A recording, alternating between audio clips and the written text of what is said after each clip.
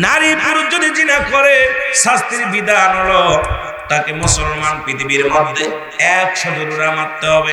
মুসলমান অবিবাহিত নারী অবিবাহিত পুরুষ, তবে এমন ভাবে তার গায়ে মারতে হবে কয়েকটা ডোরা মারা পর যেন যুবকটা মারা যায়, যুবতী মারা যায়।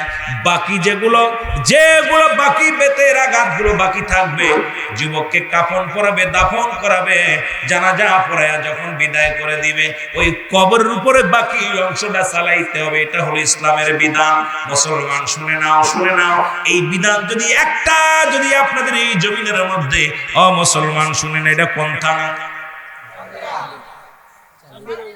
চান্দিনা থানার জমিনের মধ্যে, চান্দিনা থানা কুমিল্লা জেলার মধ্যে যদি একটা বিচার করা হতো, আমার জগতে আমার মন বলে চান্দিনার জমিনে এমন কোন মায়ের পুত নাই এই জিনা ব্যভিচার করার সাহস পাইতো। জোরে বলেন ঠিক কিনা? একটা বিচার নেই বর্তমান।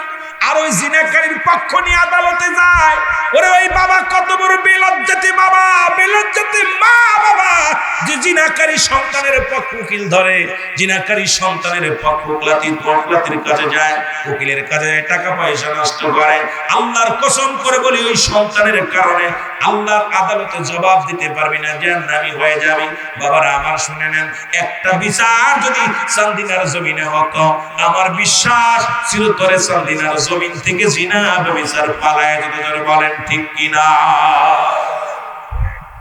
আমার যুবক যুবতী ভাইরা শুনে নাও, এবার বিবাহিত নারী বিবাহিত পুরুষ যদি জিনা করে, আমার দেশে এখন বর্তমানে এর মধ্যে বেশি আছে।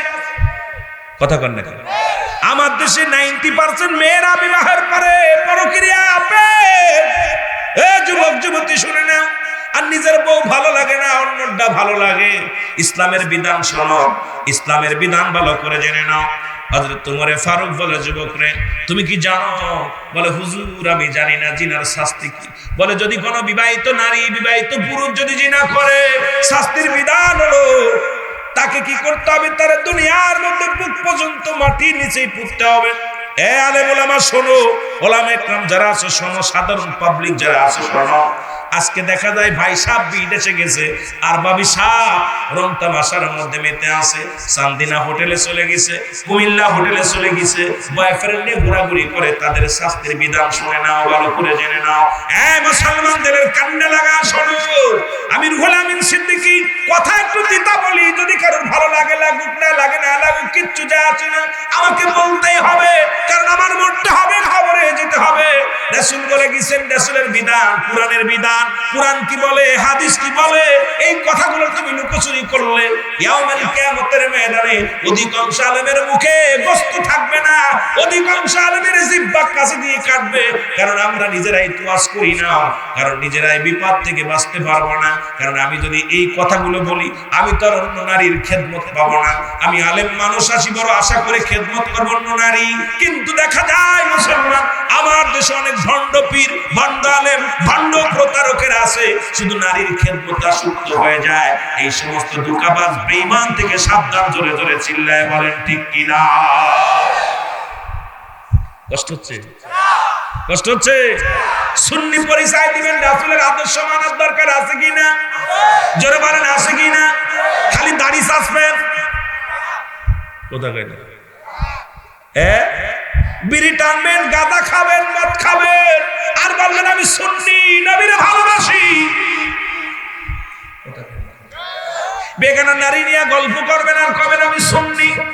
খালি মোবাইলে বাজে ছবি দেখবেন আর কবেন সুন্নি। আল্লাহর কসম করে বলি, আল্লাহর আদালতে বাঁচার সম্ভব নয়।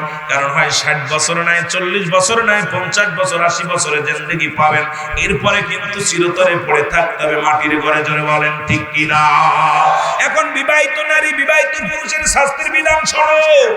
নবীজি বলছেন, যখন না এই বুক পর্যন্ত মাটির নিচে পড়তে হবে, কম লঙ্কা ছুঁড়ে মারতে হবে, যতক্ষণ পর্যন্ত মৃত্যুবরণ করবে না তাদের গায়ে পাথর ছুঁড়ে মারো, ইট ছুঁড়ে মারো, যখন নিশ্চিত হয়ে যাবে মারা গেছে। আহারে শাস্তির বিধান শোন।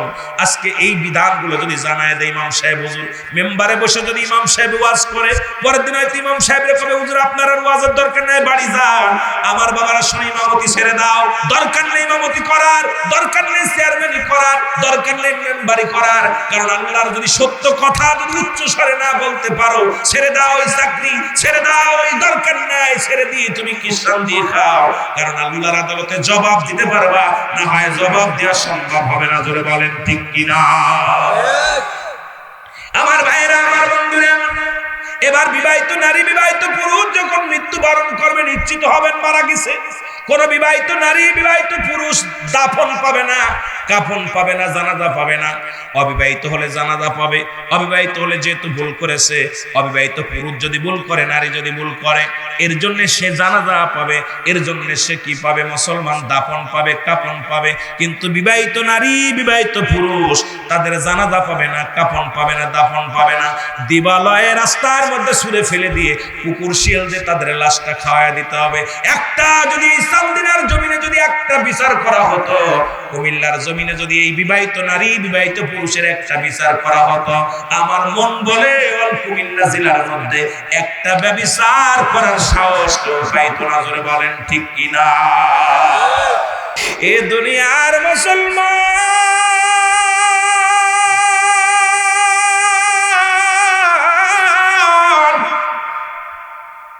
হযরত ওমর ফারুক রাদিয়াল্লাহু তাআলা ডাকতে বলে, যুবক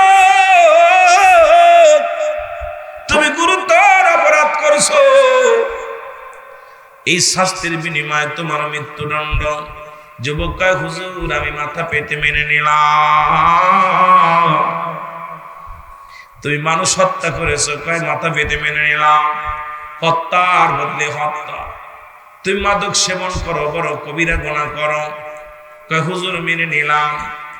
এবার হযরত ওমর ফারুক খোলা তরবারি নিয়ে হাতের মধ্যে নিয়ে আগাইতেছিলেন, যুবককে হত্যা করবে। চোখ দুটি বড় লাল হয়ে গেছে হযরত ওমর ফারুক রাদিয়াল্লাহু তাআলা আনহু। হযরত ওমর ফারুক রাগে একদম টকবক করতেছে, পুরো দেহটার ভিতরে একদম দেহটা যেন গরম হয়ে গেছে। এত বড় পাপিষ্ঠকে বাঁচায় রাখা যাবে না। হযরত ওমর ফারুক খোলা তরবারি নিয়ে আগাইলেন। আগানোর পর যুবক ডাকতে বলে, আমিনুল মুমিনিন আমার একটা আরজি আছে, যদি সুযোগ দিতেন আমি বলতাম। যুবক ডাকতে বলে, হুজুর আমি কি বলতে পারি? বলো বলো। বলে, হুজুর আমি জানি আপনি ন্যায় পড়া নয়, আপনার কাছে অন্যায় বিচার হবে না, ন্যায় বিচার পাবো। তবে পাওয়ার আগে আপনার কাছে একটা দাবি আমার থাকবে। সেই দাবিটা হলো, আমার বিচার করার আগে আমার আব্বার বিচার করা লাগবে। জোরে বলা যাবে না আল্লাহু আকবার। আমার বিচারের আগে কার বিচার করা লাগবে? আস্তে কইতে দিন। আব্বার বিচার করা লাগবে। খাত্তাবের বেটা উমর ডাক দেখো, যুবক তুমি কার বিরুদ্ধে অভিযোগ করো? তুমি কি জানো না উনি তোমার বাবা? বলে, হুজুর আমি জানি। এক নম্বরে যদি আমার বিচার করা লাগে, আগে বাবার বিচার করা লাগবে। কার বিচার? জোরে বলেন কার বিচার? এ বাবারা যারা আব্বাস, জোরে বলো কার বিচার? আব্বার বিচার করা লাগবে। খলিফা ওমর বলে, কি বলতে চাও যুবক? বলে, হুজুর এক নাম্বার আমার বাবার অপরাধ, সে আমাকে একটা ভালো মা দেয় নাই। যে মাটা আমার বিয়ে করেছে আমার আব্বা জান, সেই মা হলো একটা জিনাকারিনী। গায়ে কাপড় রাখে না, মাথায় কাপড় রাখে না, বেহুদা চলাফেরা করে। এই জন্য এক নাম্বার অপরাধ আমার আব্বা করছে, সে আমাকে একটা ভালো মা দেয় নাই। আমি যুবকদের বলে যাই, ওমর ফারুক ডাকতে বলে, যুবক কি বলতে চাও? বলে, হুজুর আমি আজকে নষ্টের মূল হলো আমার বাবা, আমার মা।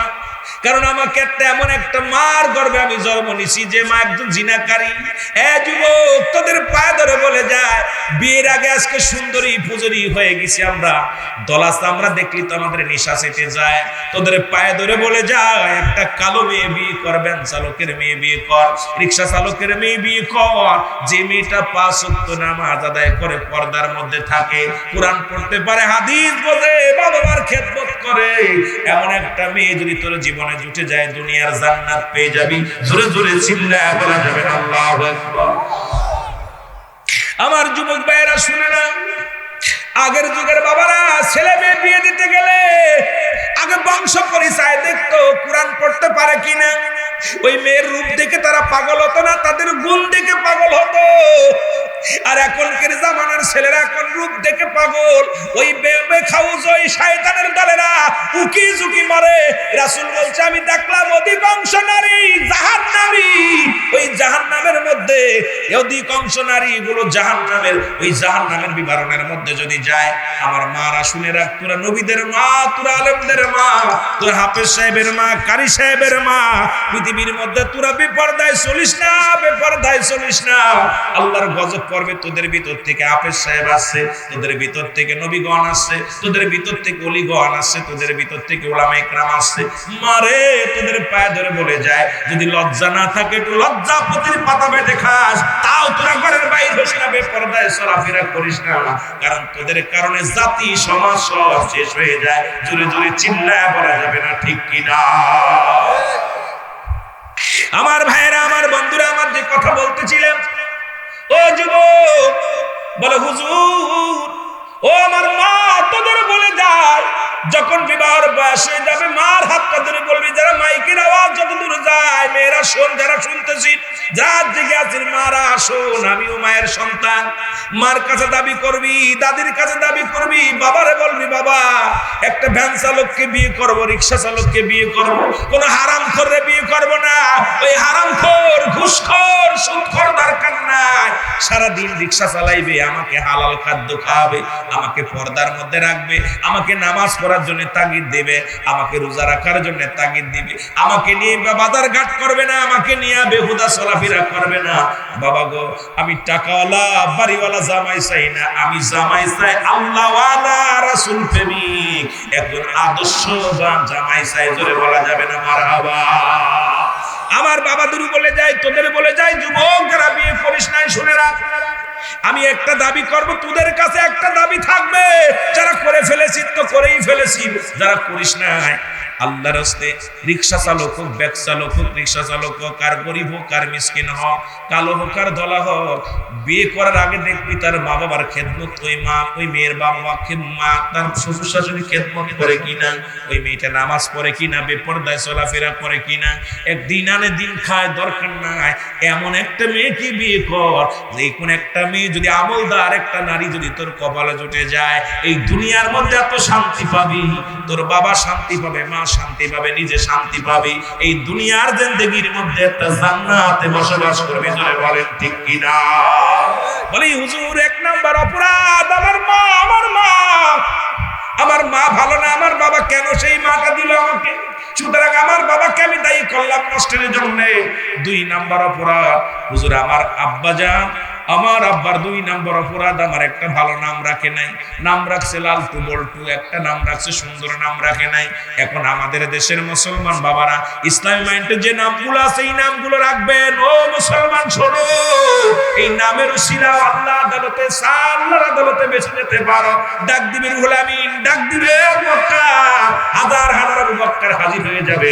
তখন আমার নবীজি বলবেন, আল্লাহ বলবেন, ও জিবরিল, ও ফেরেশতারা, হাজার হাজার আবু বকর, আমি তো আবু বকরে ডাকি নাই, ওই নামের গুণেও আল্লাহ তাআলা দয়া করবে। জোরে জোরে চিল্লায় বলো মারহাবা। আমার ভালো একটা নাম দেয় নাই, 3 নাম্বার অপরাধ, আমাকে কোনোদিন ইসলাম শিক্ষা দেয় নাই। একটু আগে বলতেছিলাম, কুরআনের কথা বলতেছিলাম, বলবে, অভিযোগ করবে আমিনুল মুমিনিন, আমি নষ্ট হওয়ার মূলে আমার বাবা মা আমার একটা কোরআনের জ্ঞান শিক্ষা দেয় নাই। আব্বারে আজকে কত ছেলে বিদেশে পাঠাইয়া, লন্ডন আমেরিকা পাঠান, ওই বিশ্ববিদ্যালয় পাঠান, হাজার বিশ্ববিদ্যালয় পাঠান, এই ছেলে আপনি মানুষ করতে পারেন না।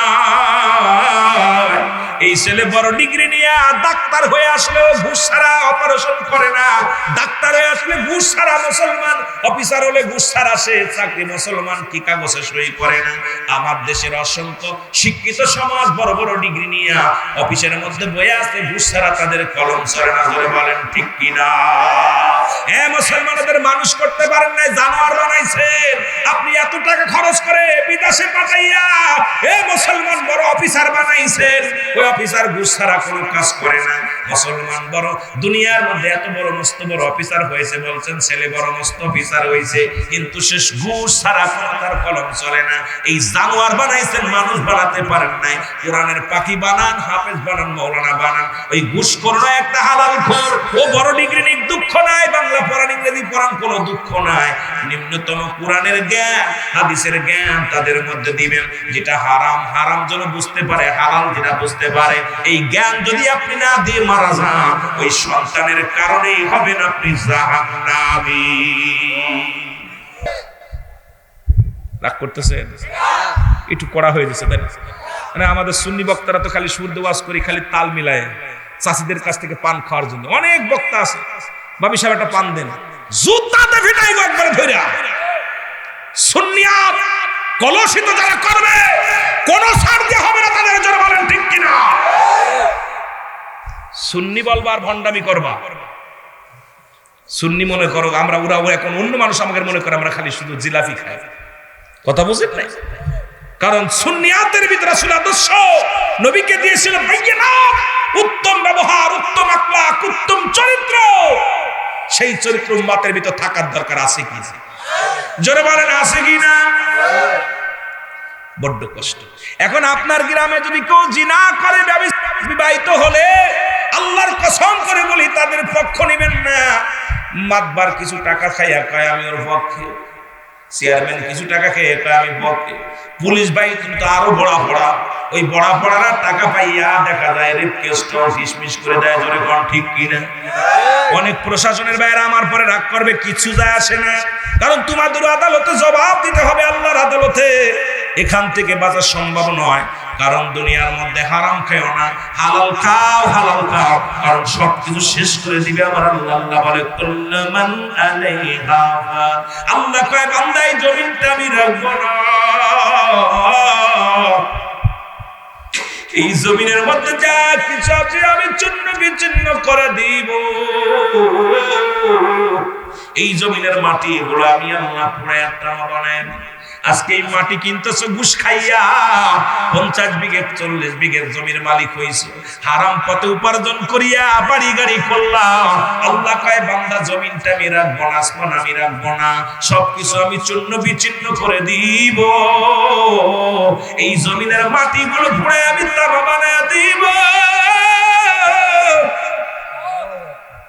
এই জমিনের ভিতরে যত পানি আছে আমি পুরা ছাই বানায় দিব। যেদিন কিচ্ছু বলতে কিচ্ছু থাকবে না, থাকবো শুধু আমি আল্লাহ। আমি থাকবো আমার হাবিবের ভালোবাসা নিয়ে। সুন্নি ভাইদের এই জন্য বলি, শুনে নাও, শুনে নাও, সব ছেড়ে দিয়া নবীর প্রেমের মালা সুন্নিরা কেন গলায় পড়েছে? একটাই হলো, আল্লাহ থাকবে রাসূলের ভালোবাসা নিয়ে, আমরাও থাকতে চাই রাসূলুল্লাহর ভালোবাসা নিয়ে। জোরে বলেন মারহাবা। আরো জোরে জোরে চিল্লায়া বলা যাবে না আল্লাহু আকবার।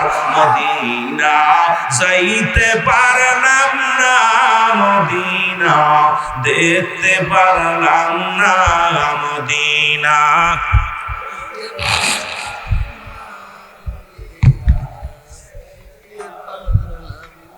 আপনাদের কষ্ট হচ্ছে বাবা? ওয়াজ এখনো শুরুই করি নাই, কথা বুঝেননি? হয়তো একটু মহব্বতে ঘুমাস না আব্বা, তোরা ঘুমাস না, কষ্ট হচ্ছে তো।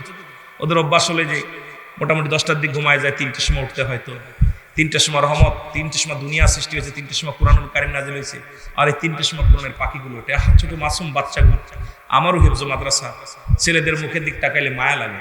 তো মায়া করলে তারা পড়ালেখা করতে পারেন। হাফেজ সাহেব একটু ছাড় দিয়ে, হুজুর আপনি তো ছাড় দিতে কর, এগুলো মানুষ করবো কিনা? আর ছোট মাসুম বাচ্চাগুলো উজু করে আসে ঝিমাই ঝিমাই পড়ে যায়। আমার ছেলেটাও ছোট্ট, ও যে পড়তে হিফজখানায় পড়ে।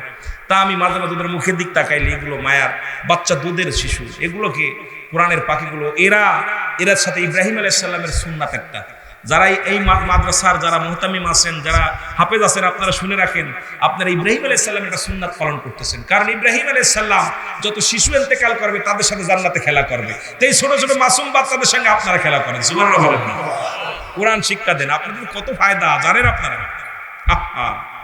অসংখ্য ফেরেশতা আপনাদের সাথে ঘোরাফেরা করে। এই জন্য মাসুম বাচ্চাদের মুখের দিকে তাকাইলে ওদের তো এখন ঘুমে ধরছে, একটু একটু ধৈর্য ধর বাবা, আর অল্প একটু জাগতে পারবি না, না পড়লে যে ঘুমায় পড়, না পড়লে শুয়ে পড়। মহব্বতের সঙ্গে দরুদ সকলে পড়েন। মদিনায় যাইতে পারলাম না, মদিনা,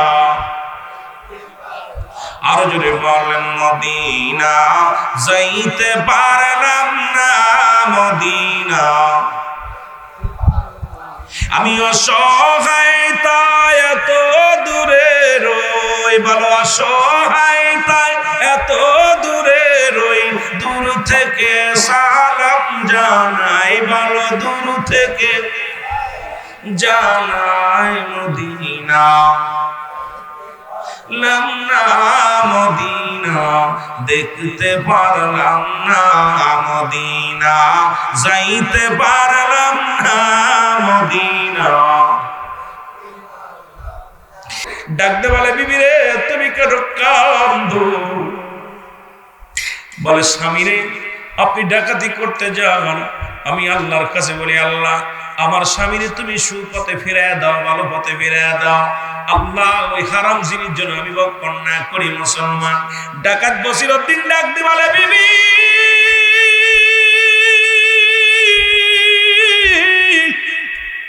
ওই কোরআনের পাখি আমার চোখ খুলে দিছে রে,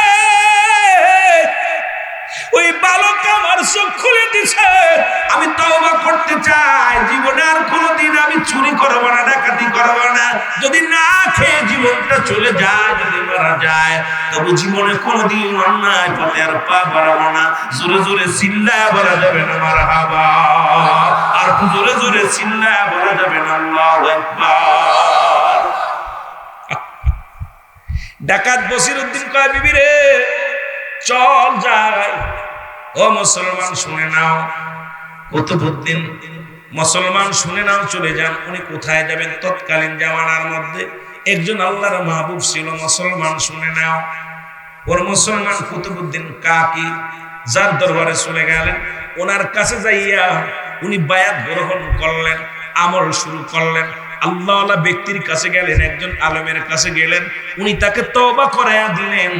আল্লাহ রাব্বুল আলামিন তাকে আমল করতে করতে হাফেজি কোরআনের পাখির দুয়ার খাতিরে, ওই ইমানদার মুসলমান ছাত্রের দুয়ার খাতিরে এই পৃথিবীর মধ্যে জগৎ বিখ্যাত একজন আল্লাহর ওলি, ডাকাতির সরদার থেকে আল্লাহ রাব্বুল আলামিন ডাকাত বসিরউদ্দিন আল্লাহর ওলির কাতারের নামটা লেখা দিয়েছে। জোরে জোরে চিল্লায় বলা যাবে না সুবহানাল্লাহ। সে পারবে না দুনিয়ার ব্যভিচার করতে, অন্যায় করতে। এই জন্য পৃথিবীর মধ্যে সন্তান এবং সন্তান রেখে দাও, তিনটা জিনিস কাজে লাগে। নাম্বার 1 হলো নেক আমল। তুমি দুনিয়া থেকে বিদায় হয়ে যাবা, পৃথিবীর মধ্যে স্রষ্টার মৃত্যু নাই, সৃষ্টির মৃত্যু আছে, সমস্ত সৃষ্টি জগৎ শেষ হয়ে যাবে। তিনটা জিনিস কাজে লাগবে। নাম্বার 1 হলো নেক আমল। বাবারে আপনি যা নামাজ রোজা হজ যাকাত যা যা করে গেলেন, এগুলো আপনি কবরে শুয়ে শুয়ে আসিল পাইবেন, এটা একটু ফজিলাত পাইবেন। মুসলমান শুনে নাও, 2 নাম্বার নেককার সন্তান, এমন সন্তান রেখে যাও যেমন নবীজি বললেন সাহাবীরা রে তোমরা কেউ কি পিতামাতা তোমাদের একটা আমল শিখায় দিব। বলি ইয়া রাসূলুল্লাহ ইয়া হাবিবাল্লাহ, নবী গো কি আমল? নবীজি বললেন সাহাবীরা রে তোমাদের বাড়িতে যাদের পিতা মাতা জিন্দা আছে, বাড়িতে সালাম দিবা, আসসালামু আলাইকুম আব্বাজান, আসসালামু আলাইকুম মাজান। আপনার আমলনামায় একটা করে কবুল আজরের সওয়াব লেখা হয়ে যাবে। জোরে বলা যাবে না সুবহানাল্লাহ? আর একটু জোরে বলা যাবে না সুবহানাল্লাহ? সাহাবীদের চোখে পানি। নবীজি দেখে সাহাবীরা কান্দে, আমার নবী ডাকতে কয় সাহাবীরা রে তোমরা কেন কান্দো? বলি ইয়া রাসূলুল্লাহ ইয়া হাবিবাল্লাহ, আজ থেকে 1 সপ্তাহ আগে মা বিদায় হয়ে গেছে, 1 সপ্তাহ আগে বাবা বিদায় হয়ে গেছে, 1 মাস আগে বাবা মারে হারায়া ফেলেছি। এই আমলটা যদি দুনিয়ার মধ্যে আরো কিছুদিন আগে পাইতাম, আব্বা মা যদি জিন্দা থাকতে আমলটা পাইতাম, তাহলে কতই না উপকৃত হইতাম, কতই না আমরা বিপদ থেকে বাঁচতাম। ইয়া রাসূলুল্লাহ ইয়া হাবিবাল্লাহ, আজকে ঘরে মা নাই, আজকে ঘরে বাবা নাই। আমার নবী কয় সাহাবীরা রে তোমরা বুঝিতি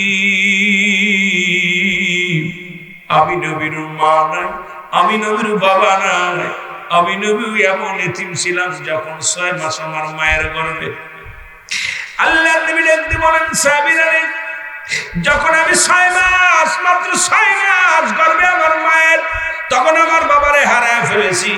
যখন আমার বয়স 6 বছর, তখন মাকে হারায় ফেলেছি। যখন 6 বছর 7 মাস, তখন দাদা আব্দুল মুত্তালিব রেসির বিদায় করে দিছি। এই পৃথিবীর মধ্যে আমার মতো এতিম আর দুনিয়ার মধ্যে কেউ নাই। আমার নবীজি চোখের পানি ছেড়ে কান্দে। আমার আল্লাহ রাব্বুল আলামিন ডাকতে বলে, জিবরিল আমিন দ্রুত যাও, আমার হাবিবকে জানায়া দিয়ে যাও। আমার হাবিব যেন এই দোয়াটা করতে বলে, রাব্বির হামহুমা কামা রব্বায়ানি সগীরা। জোরে বলেন, রাব্বির হামহুমা কামা রব্বায়ানি সগীরা। মুসলমান শুনে, এখন এমন সন্তান রেখে গেলে, এমন সন্তান রেখে গেলে তোমার জন্য দোয়া করবেন। একবার সন্তান রেখে যাও, ওই পুরাণের পাখি রেখে যাও, আলেম রেখে যাও, তুমি কবরে শুয়ে শুয়ে ফজিলত পাবে মুসলমান। নাম্বার 3 হলো মুসলমান, শুনে নাও, নাম্বার 3 হলো মুসলমান সদকায়ে জারিয়া, দান দিয়ান যেটা বলা হয়, এগুলো যদি রেখে যেতে পারো, এই দুনিয়ার জিন্দেগির মধ্যে রেখে যদি বিদায় নিতে পারো, এই দুনিয়ার জিন্দেগিতে যা পরে মৃত্যুবরণ করবে, কবরে শুয়ে শুয়ে এই ফজিলাত তুমি কবরে পাইবা। জোরে জোরে বলো মারহাবা। এ বাবা, এমন সন্তান দেখে গেলে, এই জন্য হযরত ওমর ফারুক রাদিয়াল্লাহু তাআলা কদমের মধ্যে এক বৃদ্ধা আসলেন, ডাকতে বলে, আমিরুল মুমিনিন, এই ওমর ফারুক শোনেন। ওমর ফারুক বলে, কে তুমি? বলে, আমি আসছি আমার সন্তানের বিচারের জন্য। বাবারা শুনে যান, ভালো করে দিলের কান্ডা লাগায় শোনে। ওমর ফারুক রাদিয়াল্লাহু তাআলা ডাকতে বলে, বিদ্যারে, তুমি তোমার সন্তানের বিচার করবে, আমার কদমে কেন আনছো? বলে, হুজুর, আমি জানি আপনি ন্যায়পরায়ণ নয়, আপনার কাছে আমি অন্যায় বিচার পাবো না, আপনি ন্যায় বিচারক, এই জন্য আপনার কদমের মধ্যে আসি। হযরত ওমর ফারুক ডাকতে বলে, কি বলতে চাও বিদ্যা, বলো। বলে, হুজুর, আমি 3টা জিনিস, আমার সন্তান বড় অপরাধ করে ফেলেছে। 1 নাম্বার অপরাধ, আমার সন্তান পৃথিবীর মধ্যে মানুষ হত্যা করেছে। জোরে বলো আল্লাহু আকবার। 1 নাম্বার হলো আমার সন্তান মানুষ হত্যা করেছে। 2 নাম্বার, আমার সন্তান জিনা ব্যভিচার করেছে। 3 নাম্বার অপরাধ, আমার সন্তান দুনিয়ার মধ্যে মাদক সেবন করে। আজকে আমার জমানায়, আমার যুগের মানুষগুলো এখন মাদক সেবিকার মধ্যে, সেবনের মধ্যে এত পরিমাণ ঝুঁকে পড়েছে রে মুসলমান। এখন সত্য কথা বলা যায় না। আগের যুগের মানুষ সত্য বলতো, মিথ্যা বলতো না, ভয়ে পাপ হবে মিলে মিথ্যা বলতো না। আর এখনকার মানুষ সত্য বলে না, কারণ সত্য বললেই বিপদ হবে, এই জন্য সত্য বলে না। জোরে বলেন ঠিক কিনা? আগের মুরব্বীরা তারা মিথ্যা কথা বলতো না, কারণ পাপ হবে, ঠিক কিনা? আর এখন আমরা সত্য বলি না, বিপদে পড়বো মিলে। সত্য না? এখন সত্য জানিও আমরা বলতে পারি না, বললেই বিপদ। খলিফা হযরত ওমর ফারুক রাদিয়াল্লাহু তাআলা চোখ দুটি বড় লাল হয়ে গেলেন। ডাকতে বলে, যুবক রে, তুমি যেই অন্যায়গুলো তোমার বাবা তোমার বিরুদ্ধে অভিযোগ করেছে, এই অভিযোগগুলো সত্য কিনা? বলে, আমিরুল মুমিনিন, যে অভিযোগ আমার বিরুদ্ধে করেছে সবগুলো সত্য। 1 নম্বরে আমি জিনাকারী, 2 নম্বরে আমি মানুষ হত্যাকারী, মানুষ হত্যা করেছি, 3 নম্বর মাদক সেবন করি। এই 3টা অপরাধ আমি বড় বড় অপরাধ করি। কথা বোঝে? হাজার হাজার আমার দেশে বড় পুলিশ অফিসার, বড় ডিগ্রি নিছে, এই ঘুষখোর। আমার বিবেচনায়, আমার জ্ঞান দ্বারা পাইলাম, বাংলাদেশে 90% ঘুষখোর হলো শিক্ষিতরা। আমার দেশে ভ্যান চালক ঘুষ খায় না, আমার দেশের রিক্সা চালক ঘুষ খায় না, আমার দেশের কৃষক ঘুষ খায় না, আমার দেশের বড় বড় শিক্ষিত ডিগ্রিধারী এরাই ঘুষ খায়। জোরে বলেন ঠিক কিনা? দুর্নীতি করে কারা? শিক্ষিতরা। কথা কন না কেন? কৃষকরা কি দুর্নীতি করে? ভ্যান চালক, রিক্সা চালক? তাহলে এদের কি বানাইছে? মানুষ বানায়, জানোয়ার বানাইছে। এরা হয়েছে জানোয়ার।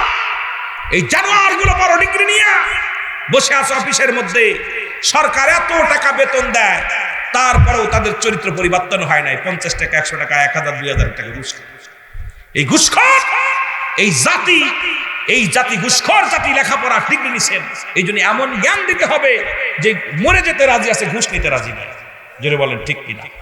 কোরআনের জ্ঞান যার মধ্যে থাকবে, হাদিসের জ্ঞান যার মধ্যে থাকবে, হারাম হালাল যে বুঝবে। আচ্ছা, আপনাদের কাছে আমি জানতে চাই, ঘুষ খাওয়া কি হালাল না হারাম? শুয়োরের গোশত খাওয়া হারাম না হালাল? তা যে সুদ খায়, যে ঘুষ খায়, সে শুয়োরের গোশত খায় না কেন? কথা কয় না? কষ্ট পাচ্ছেন কোথায়? ওদের সুদ খাও হারাম, ঘুষ খাও হারাম, শুয়োরের গোশত খাও হারাম। তাহলে আপনি খাইতেছেন ঘুষ, খাইতেছেন সুদ, আর বাড়ি যা কিনবেন গরুর গোশত, মশির গোশত, ছাগলের গোশত না, আপনার জন্য বরাদ্দ আছে খিনজিরের গোশত। যারা বলেন ঠিক কিনা? রাগ করেন? কষ্ট পাচ্ছেন? বাবা, কষ্ট পাইলে দাওয়াতের দরকার নেই। আমি দাওয়াতের জন্য আসি নাই, কারণ মাগুরা থেকে এখানে এসেছি। রিজিকের মালিক আল্লাহ ফয়সালা করে রাখছে, কোথায় খাবো, কোথায় ঘুমাবো। আজকে মাহফিল ধরার কথা ছিল 11টায়, 1 ঘন্টা আগেই চলে এসেছি, জ্যামজট নাই, টানতে চলে এসেছি। কথা বুঝতে তো মনে করছিলাম দেরি হবে, এখন আমার লেখে রাখছে 10টায় কপালে। কথা বুঝেন নাই? এই জন্য আপনাদেরকে বলে রাখি যে আমি এই সমস্ত সুদখোর ঘুষখোর যখন বাজারে যাবে, ওর হাত থেকে ব্যাগটা কাড়িয়ে নিয়ে বলে, যাও ওই দোকানে যা, হিন্দুদের সাথে যোগাযোগ কর। জোরে বলেন ঠিক কিনা? তোর বরাতে হালাল নাই, খাবি হারাম, খাবি সুদ আর ঘুষ, আর হালাল খাদ্য খুঁজে বেড়াস। জোরে বলেন ঠিক কিনা? জোরে বলেন ঠিক কিনা? এর দুর্নীতির ওই রাকরায় বসে জাহির করে জ্ঞান, কলম দিয়া কামাই টাকা, কলম দিয়া কামাই টাকা, আবার ধরে সাধুর ভান। ওরা শিক্ষিত শয়তান, ওরা শিক্ষিত শয়তান, ওরা শিক্ষিত। আরো যদি বলেন, ওরা শিক্ষিত শয়তান, ওরা হলো জাতির নাকি মহামারী মহাতন, ফাইলে কলম ঠেকাইয়া চালায় ওরা নির্যাতন। ঠিক কিনা? এর ঘুষের টাকায় ওদের ভুড়ি, ঘুষের টাকায় ওদের ভুড়ি, করে যেটা টান। ওরা শিক্ষিত শয়তান, ওরা শিক্ষিত শয়তান, ওরা। আবার স্কুল কলেজের দিকটা ভাই দেখো না চোখ মেলিয়া, মেয়েরা সব পয়সাড়িয়া আছে শুধু প্রেম লইয়া। ঠিক কিনা? ঠিক কিনা? এমনকি লেখাপড়া আছে খালি আর যোগ বি, বি যোগ সি, যোগের মধ্যে পাইলো কি? আরে বাবা, দেখলে এখন মসজিদের বারান্দাও লেখা থাকে আর যোগ বি। আই কত বড় কপাল পোড়া! মসজিদে নামাজ পড়া, আসরের নামাজ পড়া ইট দিয়ে ঘষে ঘষে লিখতেছে এম যোগ এম।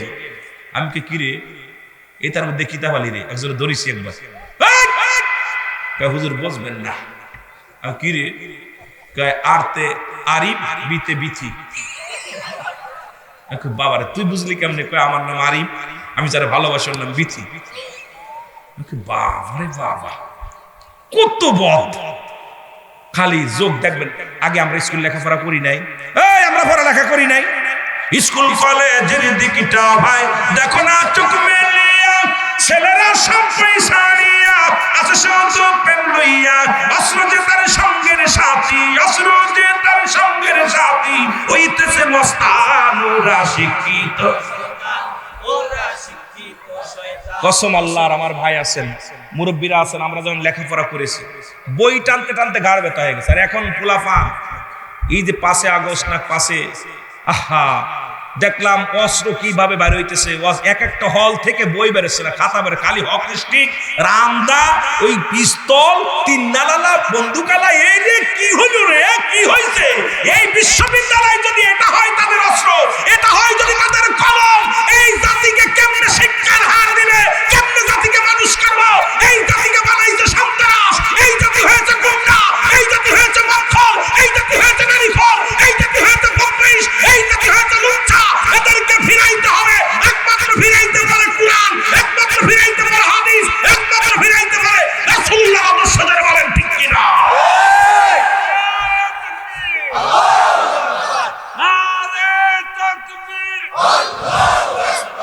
দিন ইসলাম, দিন ইসলাম জিন্দাবাদ, জিন্দাবাদ। আল কোরআনের আলো ঘরে ঘরে জালো, আল হাদিসের আলো ঘরে ঘরে জালো।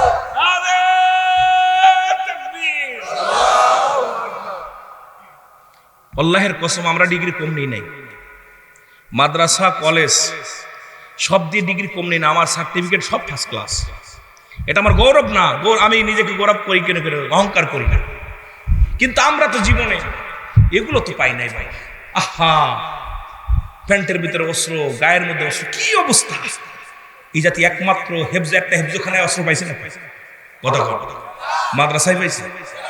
বিশ্ববিদ্যালয়ে যাদেরকে মানুষ করতে দিছে, আমার ছেলেরা শুনে রাখ, আমাদেরকে ঠগাইতেছ, তোদের ছেলে মেয়ে তোদের ঠগাবে। ঠিক কিনা? ঠিক কিনা? মনে করছো বাবা তোমরা একদিন বাবা হবা, তোমার চোখের পানি কেমনে পরে দেখবা। তখন রুহুল আমিন সাহেব তো উচিত কথা বলে গেছিল, আজকে তুমি তোমার বাবারে কান্দাইতেছ, তোমারও কাঁদতে হবে। একদিন তুমিও বসে বসে কানবা, আল্লাহ কি সন্তান জন্ম দিলাম, মানুষ করতে পারলাম। আজকে যেমন আমরা কান্দি, এমনি তোমাদের কান্দা লাগবে। এই জন্য বাবা মার চোখের পানি ফেলায় না। বাবা মা কত আশা করে টাকা পয়সা খরচ করে তোমাদেরকে বিশ্ববিদ্যালয়ে পড়ায়, স্কুল কলেজে পড়ায়, মানুষের মতো মানুষ হওয়া। জোরে বলেন ঠিক কিনা? আর একটু জোরে বলেন ঠিক কিনা? একটু মহব্বতের সঙ্গে দুরূদ শরীফ পড়েন, আল্লাহুম্মা।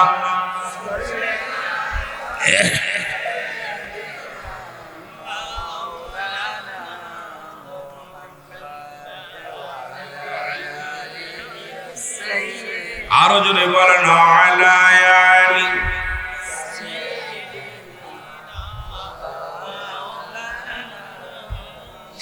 মুসলমান গভীর মনোযোগ। বর্তমান যুগে নষ্ট হওয়ার কারণে আমরাই দায়ী। কারণ যদি বলেন মুসলমান সন্তান যখন দুনিয়ার মধ্যে আগমন করবে, রাসূল বলেছে 7 দিনের একদিন আগে নাম রাখা দূরত্ব নয়। 7 দিনের আগে। এখন ডাক্তার ইঞ্জিনিয়ার আলট্রাসাউন্ড করে কয় তোর পেটের ভিতর কি কয়টা বাছুরটা কি কয় এটা পুরুষ, কথা বলতে এটা কি মহিলা। এখন স্বামী স্ত্রীর নাম রাখে, দেখা যায় অনেকের নাম রাখা হয়ে যায় বাসর ঘরে, স্বামী স্ত্রী মিলনের আগেই নাম রাখা। ডাক্তার রুহুল আমিন সাহেব, স্বামী স্ত্রী রুহুল আমিন সাহেবকে কি মনে মনে করেছিলাম, যদি আমাদের মেয়ে হয় নাম রাখবো শাহরুখ খান। নাম না, মেয়ে রাখবো কি? ছেলে হলে মেয়ে হলে রাখবো কারিনা। এখনো মিলন হয় নাই, নাম রাখা হয়ে গেছে। এই সন্তান ভালো জীবনেও হবে না। সন্তান রাসূল বলছে দুনিয়ার মধ্যে দুনিয়ার আলো বাতাস দেখা পর 7টা দিন অতিবাহিত হবে।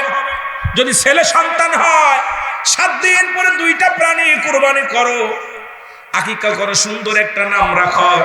যদি মেয়ে হয় 1টা প্রাণী কুরবানি করো, একটা পশু কুরবানি করে তুমি তোমার মেয়েটার নাম রাখো। এটা সুন্নাতে রাসূল। এখন সুন্নতি রাসূল তো চলে গেছে, আর কোন জাতি শেষ, জামানা শেষ। এখন মুসলমান শুনে রাখো, পেটের মধ্যে আসলেই কালতাসন করার পর কয়টা মেয়ে হবে না ছেলে হবে, নাম রাখা কমপ্লিট। এই সন্তান কোনোদিন ভালো হওয়া সম্ভব নয়। জোরে বলেন ঠিক কিনা? কত ভুল যে করতেছি। আর আমার দেশে অনেকে কোরআন ভালো লাগবে না, কারণ কোরআন জীবনে শোনে নাই। রাসূল বলছে সন্তান দুনিয়ার মধ্যে আগমন করলে কানের ভিতরে আযান শোনাও। কি শোনাও? আযান শোনাও। আমার দেশের কিছু মন্ত্রীরাও আছে, তারা কয় বাংলাদেশের মসজিদে আযান দিলে মনে হয় বিশ্বজন খদ্দের তালাশ করে। এমন কথা যারা বলতে পারে, মুসলমান শুনে নাও, কারণ ওর আযান ভালো লাগবে না, কারণ ওর কানে আযান দেয় না। আমাদের অধিকাংশ ছেলে মেয়ে কি হয়, সিজারের মাধ্যমে হয়। আর ওই ডাক্তারগুলো বেশিরভাগ ইহুদি, নাসারা, খ্রিস্টান, বৌদ্ধ, হিন্দু। ওরা যখন সিজার করে বাচ্চা হয়, ওই বাচ্চার কানে কালেমা দেয় না, বাচ্চার কানে আযান দেয় না। ওই বাচ্চা বড় হয়ে কোরআনের প্রতি ভালো লাগে না, কোরআন পড়লেও ভালো লাগে না। মুসলমান হাদিস শুনতে পারে না, আযান শুনতে পারে না, ইসলামের বিধান মানতে পারে না, কারণ ওর জন্মের সময় ওর কানে কালেমা দেয়া হয় নাই, নামাজের নিয়ম দেয়া, মুসলমান আযান দেয়া হয় নাই। এই জন্য ইসলামের বিধান ওর ভালো লাগবে না। ও মুসলিমদের কালচার ওর কাছে ভালো লাগবে, ও বৌদ্ধদের ভালো লাগবে, ও ইহুদিদের ভালোবাসবে, ও নাসারাদের ভালোবাসবে। ও মুসলমানদের কালচার পছন্দ না করার পিছনে একটাই কারণ হলো, ও দুনিয়ার আলো দেখেছে আর মুসলিমদের হাতে। যিনি বলেন ঠিক কিনা? কথা যদিও শুনতে খারাপ লাগে, মুসলমান ওরা গান শুনে আর অপারেশন করে, কানের ভিতরে ঢুকাই দিয়ে গান শুনতেছে, অপারেশন করছে। আহা, কোথায় আছে এগুলোকে? এই জন্য দেখবেন ও মুসলমান ওরা অনেক অধিকাংশ ইসলামকে পছন্দ করে না, কয় মুসলমানদের সাথে হিন্দুরাই ভালো। আমি কই তোরে থাকতে কইছি কিটা, চলে যা। তোরে খাকতে কইতে কিটা, দূর হ যা। তোদের কি থাকতে কইছি মুসলমান? পৃথিবীর সব মানুষ যদি আল্লাহকে না ডাকে, আল্লাহর লস আছে? লস আছে? তুই না ফারমান। আল্লাহ কয় হাবিব ওই জামানাও ছিল যারা নবীর কাছে যাইতো, কত মিনান্নাস মানুষের মধ্যে মা কুলু তারা বলবে আমান্না, তার ঈমান আছে বিল্লাহি আল্লাহর প্রতি, ওয়াবিল আখিরাতের প্রতি বিশ্বাস স্থাপন করছে, আমা হুম বিমুমিনিন। আল্লাহ কয় হাবিবরে একদল বেঈমান যাবে মানুষের মধ্যে, তারা ঈমানদার বলে দাবি করবে, মুমিন বলে দাবি করবে, মুত্তাকিন বলে দাবি করবে। না না না, ওদের জন্য আমি রেখে দিলাম দাতুলিল কাফিরিন, ওই কাফের বেঈমান মুনাফিকদের জন্য আমি আল্লাহ প্রস্তুতি করে রাখলাম 7টা জাহান্নাম। কিডা কিডা যাবে একটু হাত দুখানি দেখা। কাম সারছি, এত বেদের ওয়াজ করলাম, জাহান্নামে যাবে। জান্নাতে বইয়া কয় জাহান্নামে যাবো।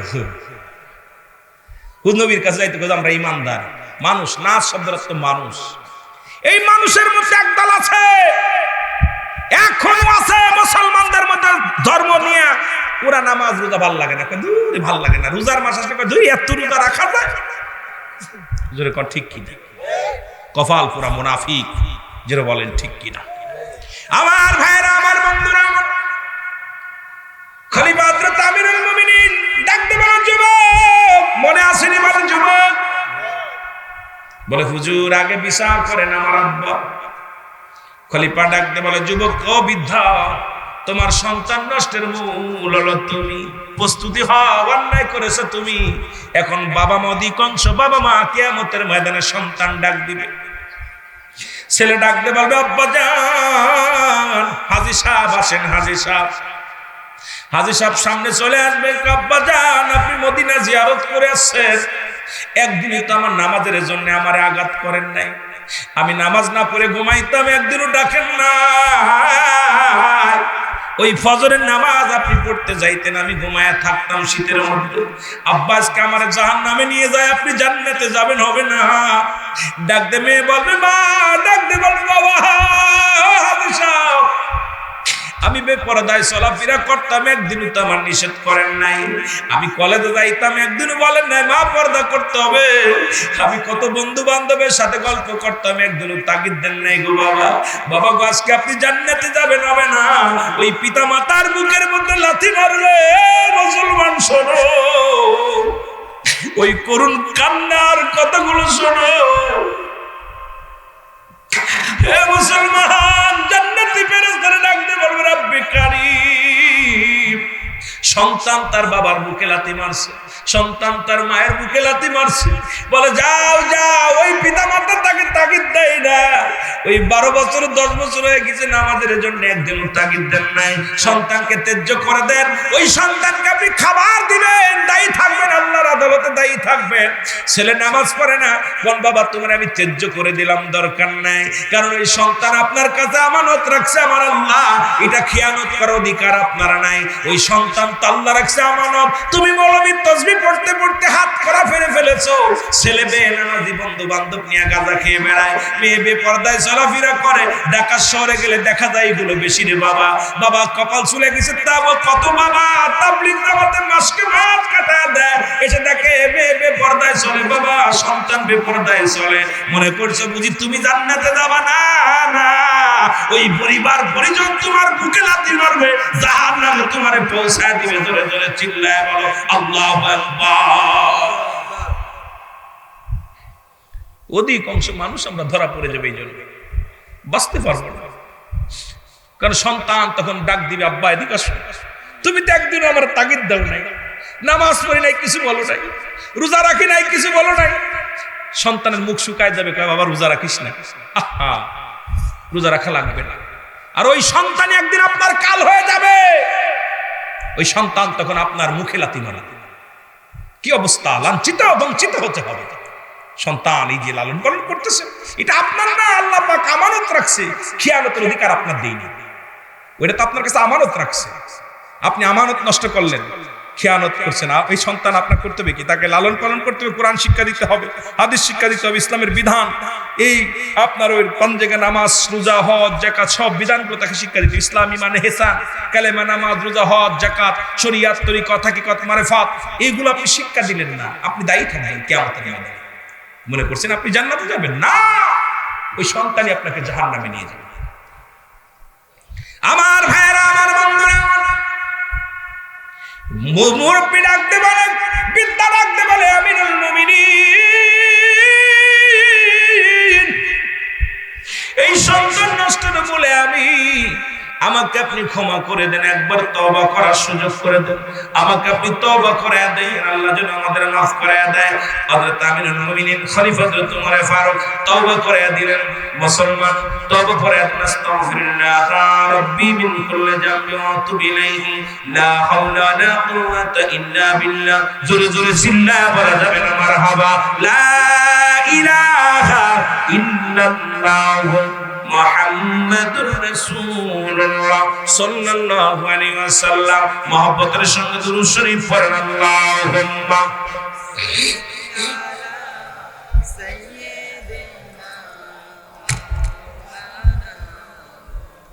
আরো জোরে বলেন, আলা আলি সাইয়্যিদিনা। রে আমার মনের জল্পনা কল্পনা নবী, যাব আমি সোনার মদিনায়, বলো যাব আমি। আরো জোরে বলেন, যাব আমি সোনার মদিনায়, আমার মনের জল্পনা কল্পনা নবী, যাব আমি। কেন যেন মদিনায় যাইতে মন চাই, এই জন্য বারবার মদিনার কথা মনে পড়ে যায়। সব সময় মদিনা নিয়ে, নবীকে নিয়ে, নবীর ইশকে দেওয়ানা হয়ে যায়। নবীকে ভালোবাসতে মন চায়, সবারই ভালোবাসতে মন চায় কি চায় না? হায়াতি খায়রুল লাকুম, নবীর হায়াতের জিন্দেগিটা হলো উম্মতের জন্য কল্যাণ স্বরূপ। জোরে বলা যাবে না সুবহানাল্লাহ? আরো জোরে বলেন ঠিক কিনা? আমার ভাইরা, আমার বন্ধুরা, রাহমাতুল লিল আলামিন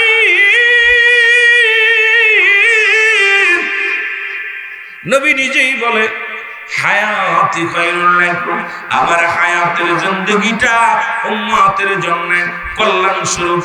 এখন আমি নবী দুনিয়ার মধ্যে, আমার নবী আমিও মানুষ, আমার কাছে হই আসে, তোমাদের কাছে হই আসে না। এখন আমার দেশের অনেক মানুষ কয় নবী আমগার মতো মানুষ। বাবা আদম আলাইহিস সালাম কি কয় শুনেন, রব্বানা যালামনা আনফুসানা ওয়া ইল্লাম তাগফির লানা ওয়া তারহামনা লানাকুনান্না মিনাল খাসিরিন।